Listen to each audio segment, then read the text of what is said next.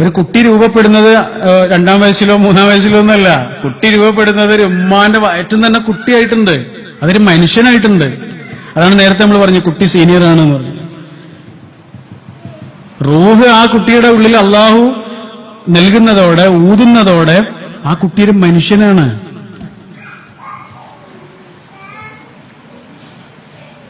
ഇപ്പോ ഈ unexpected child ഉണ്ടാവും, 2 കുട്ടികളുണ്ട്, 3-ാമത്തെ കുട്ടി നമ്മൾ പ്രതീക്ഷിക്കാതെ ഉണ്ടാവുന്നു. അതിനെക്കുറിച്ചുള്ള പഠനത്തിൽ പറയാം, ചില ആളുകൾ ആ കുട്ടിയെ അബോർട്ട് ചെയ്യാൻ ആഗ്രഹിച്ചിട്ടുണ്ടാവും. വേണ്ട, കഴിയൂല എന്നൊക്കെ മനസ്സിൽ ആഗ്രഹിച്ചിട്ട് ആ കുട്ടിയെ അബോർട്ട് ചെയ്യാനുള്ള ശ്രമങ്ങളുടെ ഭാഗം ആയിട്ട് ചില കാര്യങ്ങൾ ചെയ്തിട്ടേ ഉള്ളൂ, അബോർട്ട് ചെയ്തിട്ടില്ല. പക്ഷെ ആ കുട്ടിയെക്കുറിച്ചുള്ള പഠനങ്ങളാണ്, ആധുനികമായ ശാസ്ത്രീയമായ പഠനങ്ങളിൽ പറയാം, ആ കുട്ടി എന്നെങ്കിലും ജീവിതത്തിൽ ഒരിക്കൽ ആത്മഹത്യക്ക് ശ്രമിച്ചിട്ടുണ്ടാവും. ഒരു ഉമ്മാനെ കുറിച്ച് പറയുന്നുണ്ട് എന്റെ ഒരു സുഹൃത്ത്. ഒരു കുട്ടിയെ ഒരു കാര്യത്തിലും താല്പര്യമില്ല. ഏത് കുട്ടിക്ക് എന്തെങ്കിലും കാര്യത്തിൽ താല്പര്യം ഉണ്ടാവില്ല. പഠനത്തിൽ താല്പര്യം അല്ലെങ്കിൽ സ്പോർട്സിന് താല്പര്യം ഉണ്ടാവും, അല്ലെങ്കിൽ ആർട്ട്, ഇങ്ങനെയുള്ള ഒരു കുട്ടിക്ക് യാതൊരു കാര്യത്തിലും താല്പര്യമില്ല. ഈ കുട്ടിയുടെ ഉമ്മയെ കൗൺസിൽ ചെയ്തു അദ്ദേഹം. എന്നിട്ട് ചോദിച്ചു, ഓരോ കാര്യങ്ങൾ ചോദിച്ച് ഒരു ഏകദേശ രൂപം കിട്ടിയപ്പോൾ അവൻ ചോദിച്ചു, ആ കുട്ടി വേണ്ട എന്ന് മനസ്സിൽ എന്തെങ്കിലും ആഗ്രഹിച്ചിരുന്ന ഉമ്മ ആദ്യമൊക്കെ നിഷേധിച്ച്, പിന്നെ പറഞ്ഞു ഉണ്ടായിരുന്നു. 15-ാമത്തെ വയസ്സിലായിരുന്നു ആ ഗർഭം. അതുകൊണ്ട് ഞാൻ ആഗ്രഹിച്ചിരുന്നു ആ പ്രായത്തിൽ കുട്ടി വേണ്ടെന്ന് എന്ന്. മനസ്സിലുണ്ടായിട്ടുള്ളൊരു ചിന്തയാണ്. പക്ഷെ ഉള്ളിലൊരു മനുഷ്യനുണ്ട് എന്ന കാര്യം നമ്മളെങ്ങാനും വിസ്മരിച്ചാലുണ്ടല്ലോ, ആ കുട്ടിയുടെ സ്വഭാവ രൂപീകരണത്തെ അത് ബാധിക്കുന്നു. ഒരമ്മയെ കുറിച്ച് പറയുന്നുണ്ട്, സീരിയൽ കണ്ടിട്ട് എപ്പോഴും കരയണ ഒരു ഗർഭവതിയാണ്. പൂർണ്ണ ഗർഭിണി ആയിരിക്കുന്ന സമയത്ത് പോലും സീരിയൽ കണ്ട് കരയണ ഒരാളാണ്. ഈ കുട്ടി പ്രസവിക്കപ്പെട്ട് സന്ധ്യാസമയമായ കുട്ടി നിർത്താതെ കരയുന്നു ഉള്ളതാണ്. അമേരിക്കയിൽ ഒരു സയന്റിസ്റ്റിന്റെ ഒരു കഥ പറയുന്നുണ്ട്. അദ്ദേഹം ഒരു സർജന്, അദ്ദേഹം ഒരാളുടെ തലച്ചോറ് ശസ്ത്രക്രിയ നടത്തുന്ന സമയത്ത് തലച്ചോറിന്റെ ഒരു പ്രത്യേക ഭാഗത്ത് തൊട്ടപ്പോ, അമേരിക്കയിലെ ഒരു വളരെ പ്രശസ്തമായൊരു ലല്ലാബി ഉണ്ട്, ഈ താരാട്ടുപാട്ട്. നമ്മുടെ മേരിക്കുണ്ട് ഒരു കുഞ്ഞാട് എന്ന് പറഞ്ഞ പാട്ടില്ലേ, അതിന്റെ ഒറിജിനൽ വേർഷൻ മേരി മേരി എന്ന് പറഞ്ഞൊരു പാട്ടുണ്ട്. ആ പാട്ട് ഈ കുട്ടി പാടാൻ തുടങ്ങി. അവിടുന്ന് കൈ എടുത്തു കഴിഞ്ഞാൽ പാട്ട് നിർത്തും, വീണ്ടും ആ ഭാഗത്ത് കൈ വെച്ച് കഴിഞ്ഞാൽ ആ പാട്ട് പാടും. അവിടെ സ്റ്റോർ ചെയ്തതാണ്, കുട്ടിക്കാലത്ത് എന്നോ സ്റ്റോർ ചെയ്ത ആ പാട്ട് ചോദിച്ചാൽ ഇയാൾക്ക് പാടാൻ കഴിയില്ല, കുട്ടിക്ക് പാടാൻ കഴിയില്ല. പക്ഷെ തലച്ചോറിന്റെ ഒരു ഭാഗത്ത് സ്റ്റോർ ചെയ്യപ്പെട്ടിട്ടുണ്ട് എന്ന്. കുട്ടി രൂപപ്പെട്ടതിന് ശേഷം, കുട്ടി പ്രസവിക്കപ്പെട്ടതിന് ശേഷം 2 വയസ്സെന്ന് പറഞ്ഞാൽ ഡേഞ്ചറസ് പീരീഡ് എന്നാണ് പറയുന്നത്. അന്നാണ് എല്ലാം ഒരാൾക്ക് രൂപപ്പെടുന്നത്. ഒരാൾ ആരാകണം, കള്ളനാകണോ, മോഷ്ടാവാകണോ, ക്രിമിനലാകണോ, ആരാകണം എന്ന് തീരുമാനിക്കപ്പെടുന്ന പ്രായമാണ് 2 വയസ്സ് എന്ന് പറയുന്നത്. അതിന്റെ ഉള്ളിൽ തന്നെ രൂപപ്പെട്ടുകൊണ്ടേയിരിക്കുന്നുണ്ട്. എന്റെ ഒരു സുഹൃത്ത് പറഞ്ഞ അനുഭവമുണ്ട്. ഖുർആൻ ഗർഭിണിയായിരിക്കുന്ന കാലത്ത് ഇവള് നന്നായിട്ട് ഖുർആൻ ഓതിയിരുന്നു, ഉറക്ക ഓതിയിരുന്നു. അവൾക്ക് പറഞ്ഞു കൊടുത്തതന്നെയാണ് ഖുർആൻ ഓതാൻ വേണ്ടി, കുട്ടിക്ക് നല്ലതാണ് എന്ന് പറഞ്ഞിട്ട്. ഈ കുട്ടി പിന്നെ പ്രസവിക്കപ്പെട്ടു. പിന്നെ കുട്ടിക്ക് പാട്ടായിട്ട് ഖുർആനെ കൽപ്പിച്ചു. ഇവൻ പറയാണ്, ഖുർആൻ കേട്ട് കഴിഞ്ഞാലേ അവന് ഉറങ്ങുള്ളൂ. ഞങ്ങൾ വെറുതെ അറബി പാട്ടൊക്കെ വെച്ച് നോക്കി. ഖുർആന് ഏകദേശം അറബി വേർഡ് തന്നെയാണല്ലോ, പക്ഷെ ഉറങ്ങൂലെന്ന്. ഖുർആൻ തന്നെ അവന് കേൾക്കണം. ഒരു നഴ്സിന്റെ കഥ പറയുന്നുണ്ട്. 4 കുട്ടികളെ നോക്കിക്കൊണ്ടിരിക്കുകയാണ്. 4 കുട്ടികൾ ഒരു ആശുപത്രിയിലാണ്. 3 കുട്ടികളും കരയാ. ഈ നഴ്സ് എന്തോ ടൈപ്പ് ചെയ്തുകൊണ്ടിരിക്കുന്നുണ്ട്. ഒരു കുട്ടി മാത്രം കരയാതെ എന്തോ ശ്രദ്ധിച്ചിരിക്കുന്നുണ്ട്. ആ നഴ്സ് പിന്നെ ആ കുട്ടിയുടെ അമ്മയെ വിളിച്ചിട്ട് ചോദിച്ചു, 3 കുട്ടികളും കരയുന്നുണ്ട്, ഇവള് മാത്രം കരയുന്നില്ല എന്ന്. അപ്പൊ കാര്യങ്ങൾ ചോദിച്ചു അവസാനം ചോദിച്ചു, നിങ്ങൾക്ക് എന്താ പണി? ഈ കുട്ടിയുടെ അമ്മ ടൈപ്പിസ്റ്റാണ്. ആ അമ്മയുടെ ടൈപ്പിംഗ് ഉണ്ടല്ലോ, ഇത് കേട്ടിട്ടാണ് ഈ കുട്ടിയുടെ ജീവിതത്തിൽ വലിയൊരു ശതമാനവും കേൾക്കണ ഈ ശബ്ദമാണ്. അവിടെ നഴ്സ് ടൈപ്പ് ചെയ്തുകൊണ്ടിരിക്കുമ്പോൾ അത് ശ്രദ്ധിച്ചുകൊണ്ടിരിക്കുകയാണ് കുട്ടി. നമ്മുടെ ഒരു പണ്ഡിതൻ പറഞ്ഞ സംഭവമുണ്ട്. അദ്ദേഹത്തിന് 3 വയസ്സുള്ള ഒരു പേരക്കുട്ടിയുണ്ട്. അപ്പോ കല്യാണത്തിന് പോയതാണ്. കല്യാണത്തിന്റെ വീട്ടിലേക്ക് കയറിപ്പോയപ്പോ പുറത്ത് ചെരുപ്പ് അഴിച്ചിട്ടാണ് കയറിപ്പോയത്. തിരിച്ചു വരുമ്പോൾ അദ്ദേഹം ചെരുപ്പ് നോക്കിയിട്ട് കാണുന്നില്ല. ഒരുപാട് ചെരുപ്പുകൾ ഉണ്ടാവില്ല. ഇദ്ദേഹത്തിന് 3 വയസ്സുള്ള കുട്ടി ഓടി വന്ന് വല്യപ്പാന്റെ ചെരുപ്പെടുത്തിട്ട് പോയി. ചെരുപ്പെടുത്ത് കൊടുത്തിട്ട് അവൻ ഓടിപ്പോയി. അദ്ദേഹം പറയണ, എപ്പോഴാണ് അവനത് ശ്രദ്ധിച്ചത്, അതാണ് എന്റെ ചെരുപ്പ് എന്ന്. ഞാൻ നോക്കിയിട്ട് ചെരുപ്പ് കാണുന്നില്ല. 3 വയസ്സുള്ള കുട്ടി ഓടി വന്നിട്ട് വല്യപ്പാന്റെ ചെരുപ്പ് എടുത്തു കൊടുത്തിട്ട് പോയി. ഇതാണ് സംഭവം. കുട്ടികൾ നിരന്തരമായി നമ്മളെ ഒബ്സർവ് ചെയ്തുകൊണ്ടിരിക്കുന്നുണ്ട്. നമ്മൾ പറയുന്ന വാക്കുകൾ, നമ്മൾ കുറ്റം പറയുന്ന കാര്യങ്ങൾ. നമ്മൾ മറ്റുള്ളവരെ കുറിച്ച് പറയും. ഒരാളുടെ കഥ പറയാറുണ്ട്. വീട്ടിലേക്ക് ഒരാൾ വിളിച്ചിട്ട് പറയാണ്, ഞാൻ ഉച്ചയ്ക്കൊന്ന് വരുന്നുണ്ട് ഞങ്ങള്. അപ്പൊ ഇയാൾ സന്തോഷത്തോടെ പറഞ്ഞു വന്നോളൂ എന്നൊക്കെ പറഞ്ഞ് സ്വീകരിക്കുന്ന വാക്കുകളൊക്കെ പറഞ്ഞു. പക്ഷെ ഫോൺ വെച്ചിട്ട് പറഞ്ഞു, എന്ത്, ആ തീറ്റപ്പണ്ടാരങ്ങൾ വരുന്നുണ്ട് എന്ന് പറഞ്ഞു. ഇതാര് കേട്ട്? കുട്ടി കേട്ട്. പിന്നെ ഭക്ഷണം കഴിച്ചുകൊണ്ടിരിക്കുക. അവര് വന്ന് ഭക്ഷണം കഴിച്ചുകൊണ്ടിരിക്കുക. കുട്ടി ചോദിച്ചു, ഇയാളാണോ തീറ്റപ്പണ്ടാരെന്ന്? ഇപ്പൊ പലപ്പോഴും നമ്മുടെ ഭർത്താവിന്റെ വീട്ടില് അല്ലെങ്കിൽ പിന്നെ ഒക്കെ ഉണ്ടാകുന്ന പ്രശ്നങ്ങളുണ്ടല്ലോ. ഇതൊന്നും ഒരിക്കലും കുട്ടികൾ കേൾക്കെ നമ്മള് പറയരുത്. സമയം ചുരുക്കാനാണ് പറയുന്നത്. നമുക്ക് ചുരുക്കാം. ഇപ്പൊ നമ്മുടെ ഭർത്താവിന്റെ വീട്ടിൽ നിന്നുണ്ടാവുന്ന ചെറിയ ചെറിയ വിഷമങ്ങളായിരിക്കും. നമ്മുടെ വീട്ടിൽ ചെന്ന് നമ്മുടെ ഉമ്മയോട് അത് പറയുന്നുണ്ടാവും. കുട്ടി അത് കേൾക്കല്ലേ. ചിലപ്പോൾ നമ്മുടെ പ്രശ്നങ്ങളൊക്കെ കുറച്ച് കഴിഞ്ഞിട്ട് തീർന്നുണ്ടാവും. ഇതാണ് നമ്മൾ ഭാര്യയും ഭർത്താവും തമ്മിൽ പറയുന്ന വാക്കുകൾ. മറ്റുള്ളവരെ കുറിച്ച്, സുഹൃത്തുക്കളെ കുറിച്ചൊക്കെ പറയുന്നൊരു വാക്കായിരിക്കും. ആ പ്രശ്നം പരിഹരിക്കപ്പെട്ടിട്ടുണ്ടാവും. പക്ഷെ കുട്ടി പരിഹരിക്കപ്പെട്ടത് അറിഞ്ഞിട്ടുണ്ടാവില്ല. ആ പ്രശ്നം മാത്രമേ കുട്ടി കേട്ടിട്ടുണ്ടാവുള്ളൂ. അപ്പൊ പലപ്പോഴും നെഗറ്റീവായ കാര്യങ്ങൾ മക്കൾക്ക് കൊടുക്കാതിരിക്കാനുള്ള ശ്രമമെങ്കിലും, കേൾക്കാതിരിക്കാനുള്ള ശ്രമമെങ്കിലും തീർച്ചയായും നമ്മുടെ ഭാഗത്ത് നിന്ന് ഉണ്ടാവുക എന്നുള്ളത് നേരത്തെ പറഞ്ഞ ആ ശ്രദ്ധയുടെ ഭാഗമാണ് എന്ന് അർത്ഥം.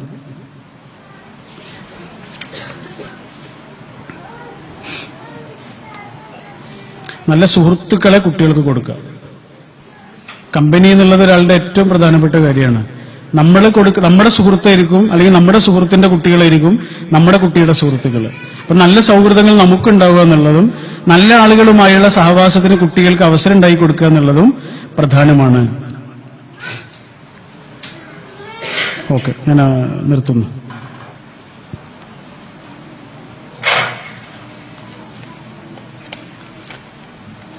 അപ്പൊ രക്ഷിതാവ് എന്നുള്ളത് ഉമ്മയാകുന്നതോടെ, വാപ്പയാകുന്നതോടെ സംഭവിക്കുന്നതല്ല, മറിച്ച് നമ്മുടെ കുട്ടിക്ക് ഓർമ്മിക്കപ്പെടാവുന്ന വിധം നല്ല ഓർമ്മകളായി നമ്മൾ മാറുക എന്നുള്ളതും, വലിയ സൗകര്യങ്ങളോ വലിയ റൂമോ വലിയ സംവിധാനങ്ങളോ ഒന്നുമില്ലെങ്കിലും സ്നേഹമുള്ളൊരു വാപ്പയും ഉമ്മയും ഉണ്ടായിരുന്നു എന്നുള്ള കാര്യം, പരസ്പരം പൊറുക്കുന്ന, പരസ്പരം സ്നേഹിക്കുന്ന, കണ്ടീഷനില്ലാതെ സ്നേഹിക്കുന്ന, ടു ബീയിങ് പാഷനറ്റ്ലി ലവ്ഡ് എന്ന് പറയില്ല, അഗാധമായി സ്നേഹിക്കുന്നുണ്ട് നമ്മൾ അവരെ എന്ന് നമ്മുടെ മക്കൾ അറിയണം. അല്ലെ, പഴയ ടേപ്പ് റെക്കോർഡറിൽ റെക്കോർഡ് ബട്ടൺ അമർത്തി കഴിഞ്ഞാലേ പുറത്തുള്ളതൊക്കെ അതിൽ പതിയും. അല്ലെ, ഫോണിന്റെ കാര്യം പറഞ്ഞ ഫോണിൽ വോയിസ് മെമ്മോയില് നമ്മൾ റെക്കോർഡ് തുടങ്ങി കഴിഞ്ഞാൽ പുറത്തുള്ള എല്ലാ ശബ്ദവും അതിലുണ്ടാവും. നല്ലത് മാത്രമേ ഉണ്ടാവുക? ആണോ? നല്ലതുണ്ടാവും, ചീത്തയുണ്ടാവും. അല്ലേ? അത്രയേ ഉള്ളൂ പറയാൻ. വോയിസ് റെക്കോർഡ് അമർത്തി വെച്ച ടേപ്പ് റെക്കോർഡറുകളാണ് നമ്മുടെ മക്കള്. പുറത്ത് എന്താണോ അത് പതിയും. നല്ലതും പതിയും, ചീത്തയും പതിയും. പരമാവധി നല്ലത് കൊടുക്കാൻ, നല്ല കാഴ്ചകൾ, നല്ല ബന്ധങ്ങൾ, നല്ല വാക്കുകൾ, നല്ല ശീലങ്ങൾ നമ്മുടെ മക്കൾക്ക് കൊടുക്കുക. പിന്നെ അവർക്ക് വേണ്ടി പ്രാർത്ഥിക്കുക. വേറെ എന്തിനേക്കാളും പ്രധാനം 3 കാര്യങ്ങളേ ഉള്ളൂ. 1, നല്ല സ്നേഹമുള്ള കുടുംബാന്തരീക്ഷം. 2, ഹലാലായ ഭക്ഷണം. 3, സ്വന്തം കാലിൽ നിൽക്കാനുള്ള വിദ്യാഭ്യാസം. ഒന്നുകൂടി പറയാം. 1, സ്നേഹമുള്ള കുടുംബാന്തരീക്ഷം.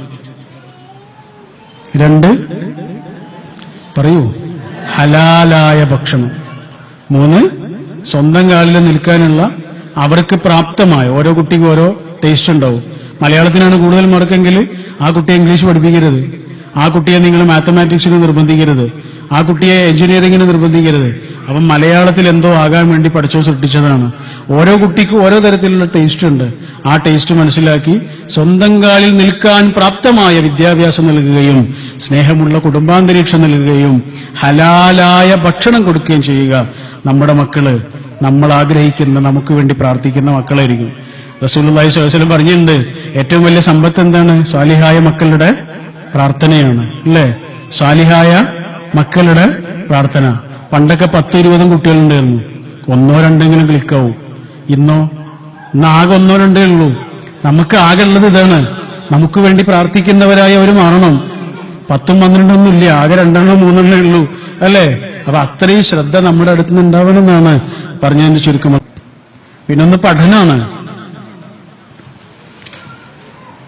ഏറ്റവും വലിയ പ്രധാനപ്പെട്ട പ്രശ്നം തന്നെ പഠനമാണ്. ഇപ്പോൾ പ്രധാനപ്പെട്ട ഒരു പ്രശ്നം, സ്കൂളിലും പഠിക്കേണ്ടി വരുന്നു, കുട്ടി വീട്ടിലും പഠിക്കേണ്ടി വരുന്നു എന്നുള്ളത്.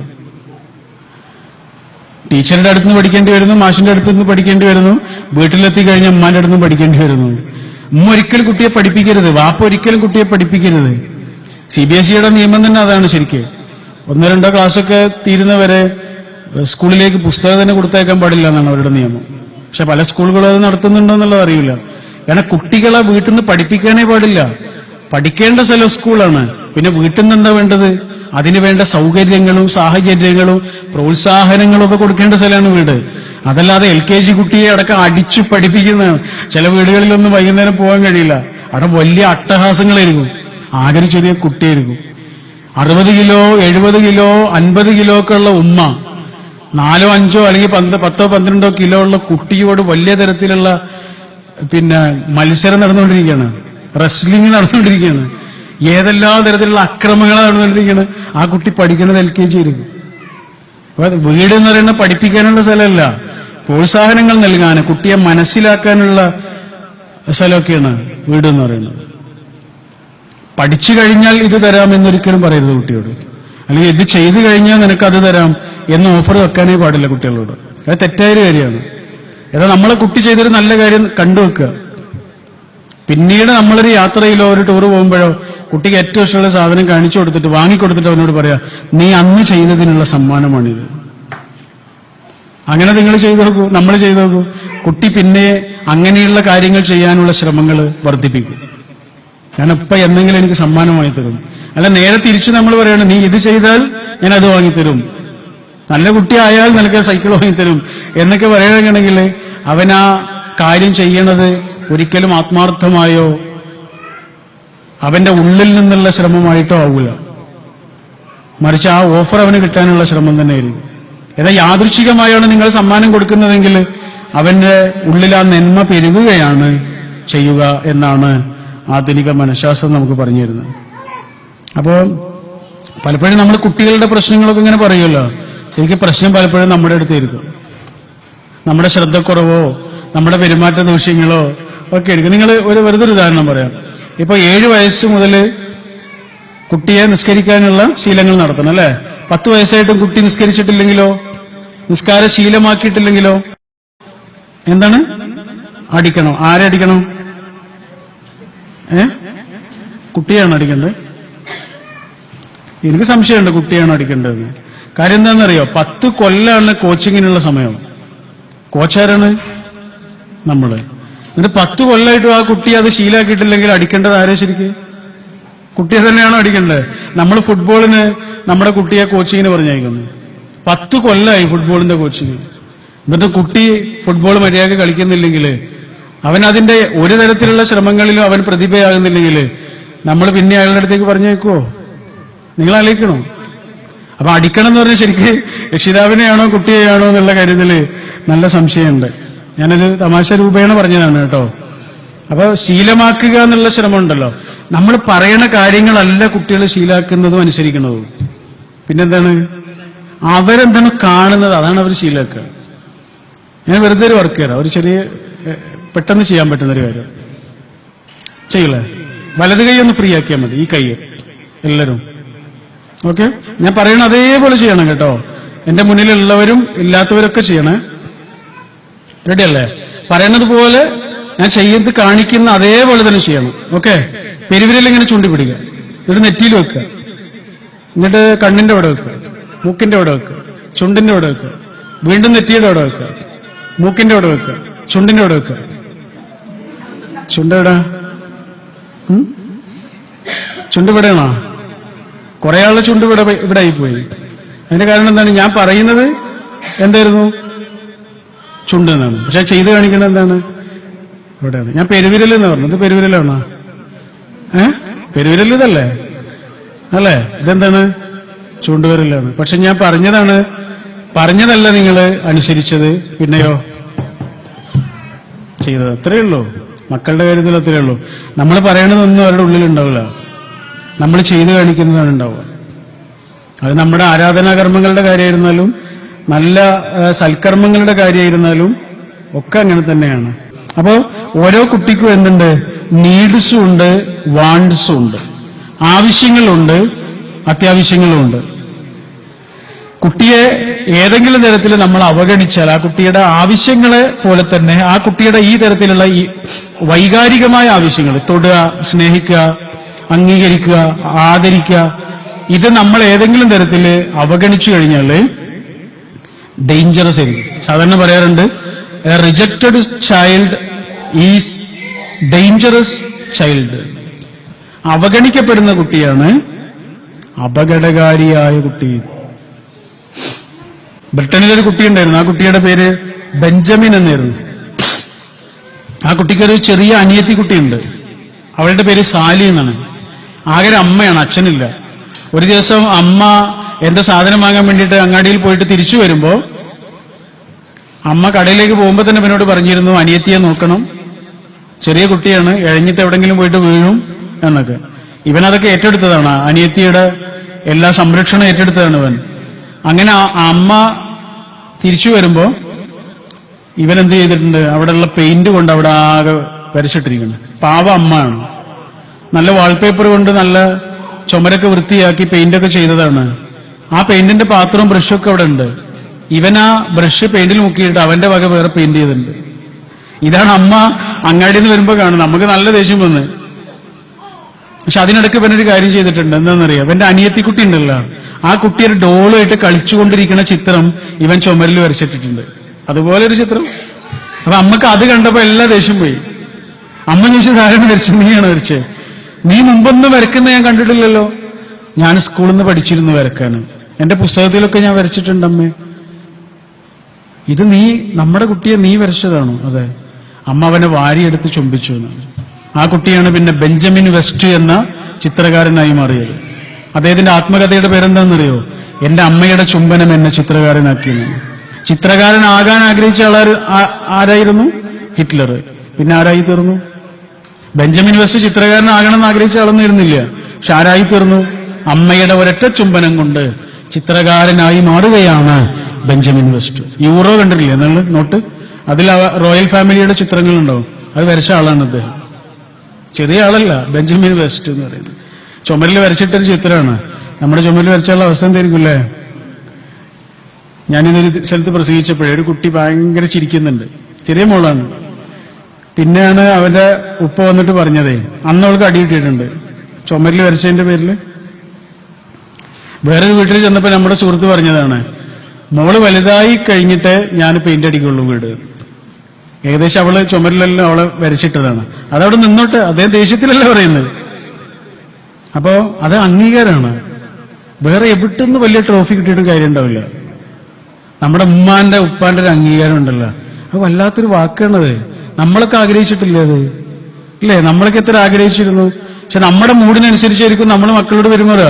നമ്മൾ തമ്മിൽ എന്തോ ഒരു പ്രശ്നം ഉണ്ടായിട്ടുണ്ടോ? അപ്പോഴാണ് ഉമ്മ എനിക്ക് 1 റാങ്ക് കിട്ടിയെന്ന് പറഞ്ഞിട്ട് വരുന്നത്. എന്റെ 1 റാങ്ക് കൊണ്ടുപോയി കഴിഞ്ഞാൽ എന്താ 1 റാങ്ക് എന്ന് പറഞ്ഞിട്ടുണ്ട് വലിയ സന്തോഷത്തിൽ പറഞ്ഞിരിക്കും ഈ കുട്ടി. പക്ഷെ നമ്മുടെ മൂഡിന്റെ വാരിയേഷൻ അനുസരിച്ച് നമ്മൾ ഈ കുട്ടിയോടുള്ള പെരുമാറ്റത്തിലും പ്രശ്നങ്ങൾ വരികയാണ്.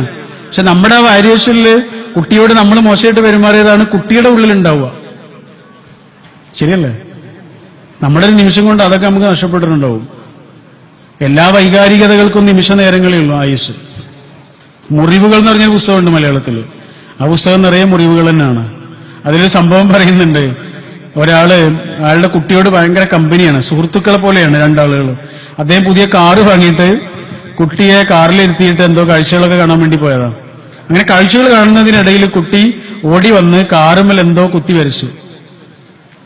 അച്ഛന് ദേഷ്യം വന്ന് ഓടി വന്ന് നോക്കുമ്പോൾ കാറിൽ എന്തോ അവന് ഇരുമ്പ് കൊണ്ടാണ് കുത്തി വരച്ചിരിക്കുന്നത്. ഇരുമ്പിന്റെ ഒരു കമ്പ് കൊണ്ട്, ആണി പോലെ.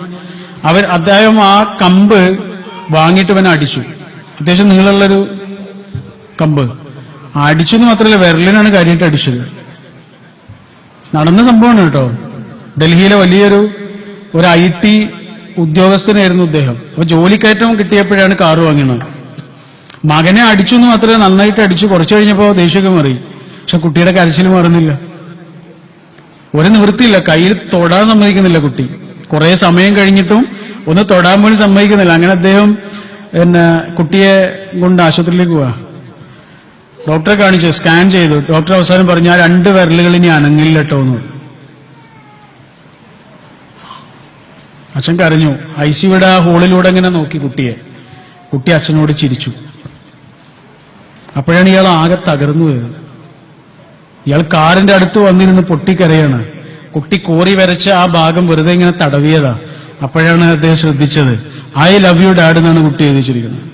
എന്റെ അച്ഛനെ എനിക്ക് ഒരുപാട് ഇഷ്ടമാണ് എന്ന്. കാറ് വാങ്ങിയ സന്തോഷത്തിലേ അവൻ ചെയ്തതാ. പക്ഷെ അച്ഛനോ, ആ അച്ഛന് പിന്നെ എന്ത് സംഭവിച്ചു എന്ന് നിങ്ങൾ ആ പുസ്തകം വായിച്ചാൽ മനസ്സിലാവും. ആ അച്ഛൻ പിന്നെ ജയിച്ചിരുന്നിട്ടില്ല. നിമിഷ നേരങ്ങളുടെ നമ്മുടെ ചില വാശികളുണ്ടാവും. 3-4 മിനിറ്റ് കൊണ്ട് തീരുന്ന വാശിയായിരിക്കും അത്. പക്ഷെ നമ്മൾ പറയണ ചില വാക്കുകളുണ്ടാവും, ആ സമയത്ത് എടുക്കണ ചില തീരുമാനങ്ങളുണ്ടാവും, പറയണ ചില കാര്യങ്ങളുണ്ടാവും, വാക്കുകളുണ്ടാവും. അതിനാ 3-4 മിനിറ്റിന്റെ ആയുസാവുകയില്ല. ഒരൊറ്റ വാക്കിന്റെ കാരണം കൊണ്ട് ജീവിതം തന്നെ താറുമാറായ ആൾക്കാർ നമുക്കറിയാം. ഒരൊറ്റ വാക്കാണ്, ഉമ്മാന്റെ ഒരു വാക്ക്, അല്ലെങ്കിൽ വാപ്പന്റെ ഒരു വാക്ക്, ഇക്കാക്കന്റെ ഒരു വാക്ക്. ആ വാക്ക് കൊണ്ട് ആകെ തകർന്നു പോകുന്ന എത്രയോ മനുഷ്യന്മാരുണ്ട്. അപ്പോ കുട്ടികൾക്ക് ഏറ്റവും പ്രധാനമായി വേണ്ട കാര്യങ്ങളെ കുറിച്ചാണ് നമ്മൾ പറഞ്ഞത്. ഇമോഷണലി അവർക്ക് ആവശ്യമുള്ള സപ്പോർട്ടുകൾ. നമ്മൾ പലപ്പോഴും നമ്മുടെ കുട്ടിയെ ശ്രദ്ധിക്കപ്പോഴായിരിക്കും, കുട്ടി നല്ല ഒരുപാട് കാര്യങ്ങൾ ചെയ്തിട്ടുണ്ടാവും, അപ്പോഴൊന്നും ശ്രദ്ധിക്കില്ല അല്ലേ? എന്തെങ്കിലും ഒരു കുരുത്തക്കേട് കാണിക്കുമ്പോഴാണ് ശ്രദ്ധിക്കുക. അതുകൊണ്ട് കുട്ടി പലപ്പോഴും കുരുത്തക്കേട് കാണിക്കാനും തുടങ്ങും കേട്ടോ. ഈ കുട്ടികൾക്കൊരു പ്രശ്നമുണ്ട്, കുട്ടികൾക്ക് മാത്രമല്ല എല്ലാവർക്കും ഉണ്ടാവും. നമ്മളെ ശ്രദ്ധിക്കുന്നില്ല എന്ന് കണ്ടാൽ ശ്രദ്ധിപ്പിക്കാനുള്ള ചില ശ്രമങ്ങൾ നടത്തും. അറ്റൻഷൻ സീക്കിംഗ് എന്ന് പറയുന്നൊരു അസുഖം എന്ന് പറഞ്ഞുകൂടാ, അതൊരു സ്വഭാവത്തിലെ പ്രശ്നമാണ്. അപ്പൊ നമ്മുടെ വീട്ടിലേക്ക് ഒരു വിരുന്നുകാർ വന്നു, നമ്മുടെ കൂട്ടുകാരിയും അല്ലെങ്കിൽ കൂട്ടുകാരനും ഒക്കെ വന്നു, അവരുടെ ഫാമിലിയൊക്കെ വന്നിട്ടുണ്ട്.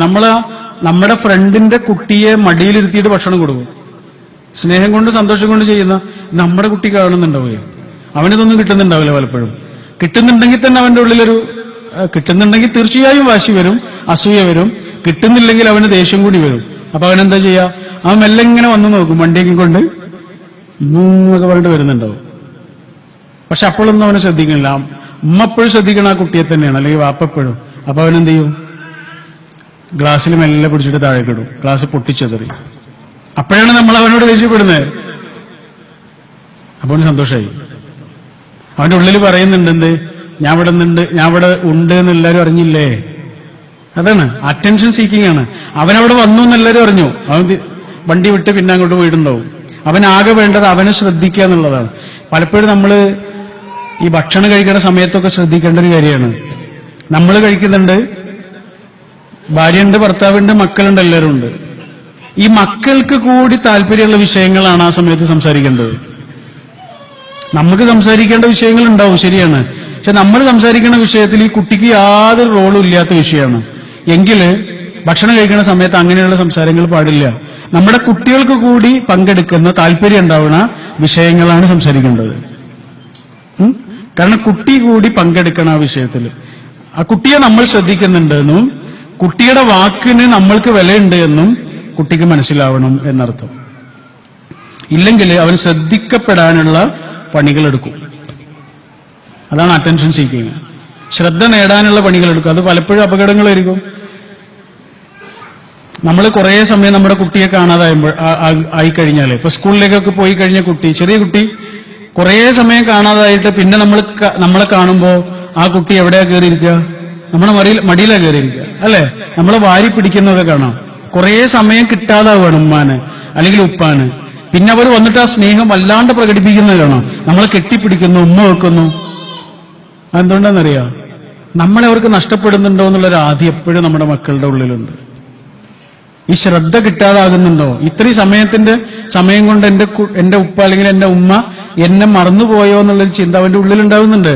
ബോധപൂർവമല്ല, ഓരോ കുട്ടിയുടെ ഉള്ളിൽ സ്വാഭാവികമായി അത് സംഭവിക്കുന്നുണ്ട്. അപ്പൊ ഓരോ സമയത്തും നമ്മൾ കുട്ടിയെ ശ്രദ്ധിക്കുന്നുണ്ട് എന്നുള്ളൊരു കാര്യം കുട്ടിക്ക് മനസ്സിലാവണം. ചെറിയ കുട്ടികൾക്ക് ഉപദേശങ്ങളൊന്നും ഒരിക്കലും കൊടുക്കരുത്. കാരണം ഉപദേശങ്ങളൊന്നും ഫലപ്പെടാത്ത പ്രായമാണത്. പിന്നെ ചെയ്യാവുന്ന ഏറ്റവും നല്ല കാര്യം എന്താണെന്ന് അറിയോ? എന്താണ്? കുട്ടികൾക്ക് നല്ല കാര്യങ്ങൾ പഠിപ്പിച്ചു കൊടുക്കാന്, നല്ല ശീലങ്ങൾ പഠിപ്പിച്ചു കൊടുക്കാന്, മോശമായ ശീലങ്ങൾ ഇല്ലാതാക്കാനൊക്കെ ഏറ്റവും നല്ല പരിഹാരം എന്താണെന്നറിയാം? നല്ല കഥകളാണ്. നിങ്ങൾ ഈ സ്വഭാവ വൈകല്യം അല്ലെങ്കിൽ പഠന വൈകല്യമൊക്കെ ഉള്ള കുട്ടികൾക്ക് വേണ്ടിയിട്ടുള്ള സ്കൂളുകളുണ്ട്, സ്പെഷ്യൽ സ്കൂളുകൾ. അവിടെ ചെന്ന് നോക്കണം, അവിടെ ട്രെയിനിങ് കിട്ടിയ ആളുകളുണ്ടാവും. അവർക്ക് ആകെ കൊടുത്ത ട്രെയിനിങ് എന്താണെന്നറിയോ? കഥ പറയലാണ്. സ്റ്റോറി ടെല്ലിംഗ് ഒരു തെറാപ്പിയാണ്. കാരണം കഥകളിലൂടെയാണ് കുട്ടികളുടെ ഉള്ളിൽ വല്ലാത്ത തരത്തിലുള്ള സ്വാധീനം ഉണ്ടാവുക. ഇപ്പൊ ഞങ്ങളുടെ മോന്റെ കാര്യം എനിക്കറിയാം. അവന് പെൻസിൽ കളഞ്ഞു വരും എല്ലാ ദിവസവും. എല്ലാ കുട്ടികളുടെയും കാര്യത്തിലുള്ളതാണ്. എല്ലാ ദിവസവും പെൻസിൽ കളഞ്ഞു വന്ന ആള്. അപ്പൊ അവനോട് അവന്റെ ഉമ്മ എന്തോ ഒരു കഥ പറഞ്ഞു കൊടുത്തു. ആ കഥ ഞാൻ ഓർക്കുന്നില്ല. പെൻസിലായിട്ട് ബന്ധപ്പെട്ട് കളഞ്ഞു വന്നൊരു കുട്ടിയുമായി ബന്ധപ്പെട്ട് എന്തൊരു കഥ പറഞ്ഞു കൊടുത്തതാണ്. പിന്നെ അവൻ ഈ കാലം വരെ പെൻസിൽ കളഞ്ഞില്ല. അവനിപ്പോ 3ാം ക്ലാസ്സിലാണ് പഠിക്കുന്നത്. 1ാം ക്ലാസ്സിൽ നിന്നാണ് അവൻ ആ കഥ കിട്ടിയത്. ഇതിനെ സംബന്ധിച്ചുള്ള പ്രാധാന്യം മനസ്സിലായപ്പോൾ കഥ പറഞ്ഞു കൊടുത്തതാണ്. അതുപോലെ തന്നെ പാവപ്പെട്ട ഒരാളെ സഹായിച്ചൊരു കുട്ടിയുടെ കഥ പറഞ്ഞു കൊടുത്ത അവളൊരിക്കലും അങ്ങനെ പറഞ്ഞു കൊടുത്തു. അങ്ങനെ കിട്ടുന്ന പൈസയൊക്കെ പെരുന്നാളിനും മറ്റുമൊക്കെ കിട്ടുന്ന പൈസയൊക്കെ ഒരു കുട്ടി ഒരു പാത്രത്തിൽ നിക്ഷേപിച്ചു. എന്നിട്ട് വീടില്ലാത്ത ഒരാൾക്ക് വീട് വെക്കാൻ വേണ്ടിയിട്ട് ആ പൈസ കൊടുത്തു എന്നൊരു കഥ ഒരിക്കൽ ഉറങ്ങാൻ വേണ്ടിയിട്ട് അവൾ വെറുതെ പറഞ്ഞു കൊടുത്തതായിരുന്നു. അവര് 2ാം ക്ലാസ്സിലൊക്കെ ഉള്ള സമയത്താണ്. അവൻ ഇപ്പോഴും പൈസ സ്വരൂപിക്കുന്നതാണ്. അവന്റെ ഒരു വലിയ കുറ്റിയുണ്ട്, അതിലൊരുപാട് പൈസയുണ്ട്. അവന് കിട്ടിയ പൈസ മുഴുവൻ അതിനകത്താണ്. അവന് ഇപ്പൊ പറഞ്ഞിട്ടുണ്ട്, അവിടെ കൊണ്ടോട്ടിയിൽ ബിസ്മി എന്ന് പറഞ്ഞൊരു സ്ഥാപനമുണ്ട്, ഒരു ചാരിറ്റി വർക്കൊക്കെ നടത്തുന്നത്. അവർക്ക് കൊടുക്കാനാണെന്ന് അവൻ പറയുന്നത്. ഒരു ദിവസം ഞായറാഴ്ച അവിടെ പോയപ്പോ അവിടെ അനാഥരായ ആളുകള്, വിധവകളായ സ്ത്രീകളൊക്കെ ഒരുപാട് പേര്, 500 പേരെ അവർ സംരക്ഷിക്കുന്നുണ്ട്. അപ്പോ ഇവര് വന്നിട്ട് അവരുടെ സങ്കടങ്ങളാണ് പറയാ. അപ്പൊ അത് ഇവനൊരു ദിവസം കേട്ടതാണ്. അപ്പൊ അവന് ഈ പൈസ ഞാൻ അവിടേക്ക് തരുമെന്ന് പറഞ്ഞപ്പോ അതിന്റെ ആള് ചോദിച്ചു, എന്തിനാണ് ആ പൈസ തരുന്നത്, നിനക്ക് സൈക്കിൾ വാങ്ങിക്കൂടെ എന്ന് ചോദിച്ചപ്പോ അവൻ പറഞ്ഞത്, നിങ്ങളുടെ അടുത്ത് വന്നിട്ട് സങ്കടം പറയുന്നവർക്ക് കൊടുക്കാനാണ് എന്ന് പറഞ്ഞു. അത് നമ്മളാരും പഠിപ്പിച്ചു കൊടുത്തതല്ല, നിങ്ങൾക്കൊക്കെ നിങ്ങളുടെ മക്കളുടെ കാര്യത്തിൽ ഇങ്ങനെ അനുഭവം ഉണ്ടാവും എന്ന് പറഞ്ഞ് ഒരൊറ്റ കഥയിൽ നിന്നാണ് അതൊക്കെ തുടങ്ങിയത്. ഈ കഥ കേൾക്കുക എന്നുള്ളത് കുട്ടികളെ സംബന്ധിച്ചിടത്തോളം അത്രയും പ്രാധാന്യമുള്ള കാര്യമാണ്. അതുകൊണ്ട് ഉപദേശങ്ങളേ വേണ്ട, അത് ചെയ്യണം ഇത് ചെയ്യണം എന്ന് പറയേ ചെയ്യരുത്. അത് ചെയ്തൊരു കുട്ടിയുടെ കഥയാണ് പറഞ്ഞു കൊടുക്കേണ്ടത്. ഇത് ചെയ്തു കൊടുത്തൊരു കുട്ടിയുടെ കഥയാണ് പറഞ്ഞു കൊടുക്കേണ്ടത്. ചില കുട്ടികൾക്ക് ഈ മോഷണ ശ്രമങ്ങൾ ഉണ്ടാവും, വീട്ടിൽ അതിലേറെ നല്ല സാധനങ്ങൾ ഉണ്ടാവും. എന്നാലും ഈ തഫ്റ്റോമാനിയാണോ മറ്റോ എന്താണ് അതിന് പേര്, ഈ മോഷണം നടത്താനുള്ളൊരു പ്രേരണ അവർക്ക് വേണ്ടിയിട്ടല്ലാതെ ശ്രദ്ധ പിടിച്ചുപറ്റാനൊക്കെയുള്ള ശ്രമങ്ങളുടെ ഭാഗമാണത്. പഠന വൈകല്യങ്ങളുള്ള കുട്ടികളുണ്ടാവും, ഇങ്ങനെയൊക്കെ ഉണ്ടാവും. ഈ കുട്ടികൾക്കൊക്കെ ഏറ്റവും നല്ല സംഭവം അതാണ്, കഥ പറഞ്ഞു കൊടുക്കലാണ്. കാരണം കഥ അവരെ അത്രയും സ്വാധീനിക്കുന്നുണ്ട്. ചെറിയ കാര്യമല്ല കഥ. ഉപദേശങ്ങളെക്കാൾ പ്രധാനമാണ് കഥ പറഞ്ഞു കൊടുക്കുക എന്നുള്ളത്. അപ്പോ ശ്രദ്ധ എന്നുള്ളത് കുട്ടികൾക്ക് അത്രയും പ്രാധാന്യമുള്ള കാര്യം. നമ്മുടെ സമയം, നമ്മുടെ സ്നേഹം, നമ്മുടെ അംഗീകാരമൊക്കെ. റസൂൽ സല്ലല്ലാഹു അലൈഹി വസല്ലം പറഞ്ഞിട്ടില്ലേ, യതീമായൊരു കുട്ടിയെ സംരക്ഷിക്കുന്നവനും ഞാനും സ്വർഗത്തിൽ ഇതുപോലെ ആയിരിക്കുന്ന റസൂൽ പറഞ്ഞു. അവൻ എന്നെ പോലെ ആകുന്ന റസൂൽ പറയാൻ പറ്റില്ലല്ലോ, കാരണം റസൂലല്ലേ. പിന്നെ പറയാവുന്ന ഏറ്റവും നല്ല സംഗതിയാണ് എന്ത്, ഞങ്ങൾ രണ്ടാളും ഇങ്ങനെ ആയിരിക്കുന്ന പറയുന്നത്. നിങ്ങൾ ആലോചിച്ചു, നിങ്ങനെ ചേർത്ത് പിടിച്ചിട്ട് പറയാ. അതെന്തുകൊണ്ടാ, വാപ്പയില്ലാതെ പോയൊരു കുട്ടിക്ക് ഈ പറഞ്ഞതൊക്കെ ഒരാൾ കൊടുക്കുന്നു, അതൊരു ചെറിയ കാര്യമാണ്. ഭക്ഷണത്തെ കുറിച്ചല്ല ഈ പറയുന്നത്, അത് കൊടുക്കാൻ വേറെ ആളുകളൊക്കെ ഉണ്ടാവും. ഒരു തലോടല്. റസൂലിന്റെ അടുത്ത് വന്നിട്ട് ഒരാള് പറയുന്നുണ്ട്, റസൂലെ എന്റെ മനസ്സ് വല്ലാതെ ഉണങ്ങിപ്പോകുന്നുണ്ട്, ഞാൻ എന്ത് ചെയ്യണം? റസൂൽ എന്താ പറഞ്ഞത്, ഒരു യതീമായ കുട്ടിയെ ഒന്ന് ഉമ്മ വെക്കടാ, ഒരു യതീമായ കുട്ടിയെ ഒന്ന് ചേർത്ത് പിടിക്കടാ എന്ന് പറയുന്നുണ്ട്. കാരണം എന്താണ്, സ്നേഹം കിട്ടാത്തവന് അത് കൊടുക്കുമെന്ന്. യതീമായ കുട്ടിക്ക് അതാണ് ആവശ്യമെന്ന് റസൂലിന് എവിടുന്ന മനസ്സിലായത്? പുസ്തകങ്ങളിൽ നിന്ന്. പിന്നെ റസൂൽ യതീമായിരുന്നു. അതുകൊണ്ടാ വിധവയായ പെണ്ണിനെ കുറിച്ച് എത്രയാ പറഞ്ഞെന്ന്. എന്തുകൊണ്ടാ, വിധവയായ പെണ്ണിന് വേണ്ടി കഷ്ടപ്പെടുന്ന ആള് യോദ്ധാവാണ്, യുദ്ധത്തിന് പോകുന്ന ആളെ പോലെയാണെന്ന് റസൂൽ പറഞ്ഞു. അതെന്തുകൊണ്ടാ, റസൂലിന്റെ വീട്ടിലൊരു വിധവ ഉണ്ടായിരുന്നു, റസൂലിന്റെ അമ്മയായിരുന്നു. പുസ്തകങ്ങളിൽ നിന്നും പ്രസംഗങ്ങളിൽ നിന്നും അല്ല റസൂൽ ജീവിതത്തെ മനസ്സിലാക്കിയത്, പിന്നെയോ സ്വന്തം ജീവിതത്തിലായിരുന്നു. ഒരു രക്ഷിതാവിനെ കുറിച്ച് പറയുമ്പോഴും ഹബീബായ റസൂലിനേക്കാൾ നല്ലൊരു മാതൃക നമുക്ക് കാണാനുണ്ടാവില്ല. ഫാത്തിമ ബീവി വരുമ്പോഴേ റസൂൽ എഴുന്നേറ്റ് നിൽക്കുമെന്ന് പറയുന്നത്, ആദരിക്കാണ്. അവര് മുതിർന്ന സ്ത്രീയായിട്ടുണ്ട്, കുറെ കുട്ടികളെ ഉമ്മയായിട്ടുണ്ട്, ഒരാളുടെ ഭാര്യയായിട്ടുണ്ട്, ഒക്കെയാണ്. പക്ഷെ എന്നാൽ റസൂലിനെ അവര് മലർത്തിപ്പിടിക്കുന്ന ഒരു കൊച്ചുകുട്ടിയെ പോലെ പ്രിയപ്പെട്ടവളായിരുന്നു. എവിടുന്നാണ് കാണുന്നെങ്കിലും കെട്ടിപ്പിടിക്കും. പല ആളുകളുടെ മുന്നിലായിരിക്കും, അവർക്ക് വല്ലാതെ മടിയൊക്കെ ആയിട്ട് അവർ ഓടിപ്പോകുന്ന പറയുന്നു. പക്ഷെ റസൂൽ അതൊന്നുമില്ല, വിഷയമല്ല. റസൂലിന്റെ കരളിന്റെ കഷ്ണമാണത്, റസൂലിന്റെ ഒരു അവയവമാണെന്ന് റസൂൽ പറഞ്ഞത്. കരളിന്റെ കഷ്ണം എന്ന് പറഞ്ഞാൽ എന്താ അല്ലേ, എന്റെ ജീവനാണെന്ന് പറഞ്ഞു. അങ്ങനെ അത്ര തന്നെ പ്രിയപ്പെട്ടതായിരുന്നു. അപ്പൊ അവര് വരുന്ന സമയത്ത് റസൂൽ എഴുന്നേറ്റ് നിൽക്കും എന്നാണ് ഹദീസ്. നമ്മുടെ കുട്ടികൾ വരുമ്പോൾ എന്ത് ചെയ്യുക, ഒന്നുകൂടെ കാല് കയറ്റിയിട്ട് നമ്മുടെ അധികാരം സ്ഥാപിക്കുക ചെയ്യുക. കുറച്ചുകൂടെ വീറോടെ ബഹുമാനം കിട്ടാനുള്ള ശ്രമങ്ങളാണ് നടത്തുന്നത് നമ്മള്. പലപ്പോഴും വാപ്പനൊക്കെ കുട്ടികൾക്ക് ഭയങ്കര പേടിയാണല്ലോ. ഇന്നലെ എന്റെ ഒരു സുഹൃത്ത് പറഞ്ഞേ, വാപ്പക്കൊരു പെട്ടി ഉണ്ടായിരുന്നു, ഇരുമ്പിന്റെ പെട്ടി. വാപ്പ മരിച്ചിട്ട് പോലും ആ പെട്ടിയെ പേടിയായിരുന്നു. വാപ്പ മരിച്ചുപോയി, ആ പെട്ടിയുടെ അടുത്ത് ഒരു പച്ച കളറൊക്കെ പെയിന്റൊക്കെ അടിച്ച പെട്ടിയാ, ആ പെട്ടിയുടെ അടുത്തേക്ക് പോകാൻ തന്നെ പേടിയായിരുന്നു. അപ്പൊ സ്നേഹം പലപ്പോഴും നഷ്ടപ്പെട്ട വലിയ കഥകൾ പറയാൻ നമുക്കൊക്കെ ഒരുപാടുണ്ട്. നമ്മുടെ മക്കൾക്ക് അത് ഉണ്ടാവരുത്. അത്രയും നമ്മൾ പറഞ്ഞതിന്റെ അർത്ഥം.